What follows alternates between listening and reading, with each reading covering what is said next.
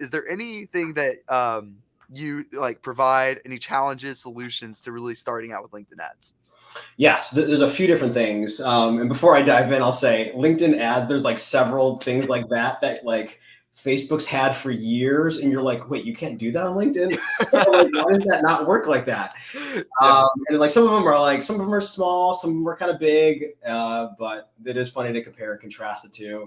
Yeah. That feature there, I remember like a year or two ago, they said like that was coming soon, that you could mix ad types in a campaign, but we haven't seen it yet. So, and I haven't heard in the most recent roadmap that like they didn't talk about it at all. So, who knows? I will say LinkedIn has been like, so I do rip up, we all make fun of LinkedIn's a little bit compared to Facebook, but like they have made a lot of updates recently. So there's been a whole UI change. There's been several new features that have come out recently. And like, I know several that are coming down the pipeline. I remember when they got acquired by Microsoft, at first it was like, all right, great. There's gonna be all this new stuff coming out. And then like, there was just nothing for a long time. And then you're like, what are you doing over there? My hunch is maybe they've been developing stuff under the covers and like the back end of things, and now we're starting to see some of those features come out.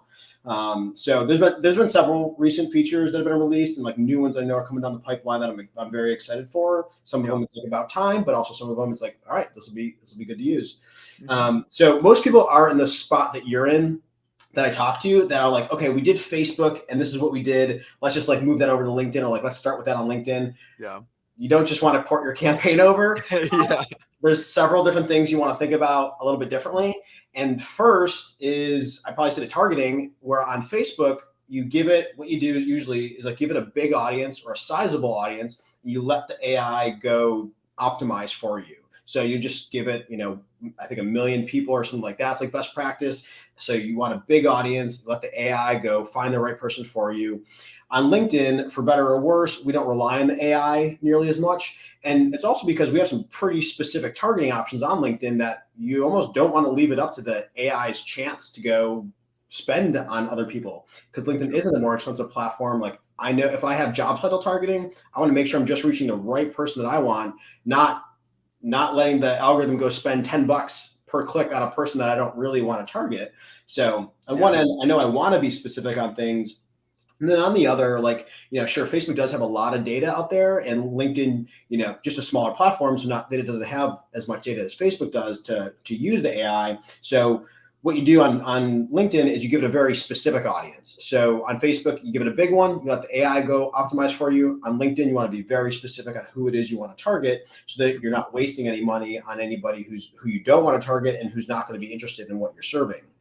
So that's number one is the targeting. Number two is the bidding. On Facebook, you're pretty much always paying per impression.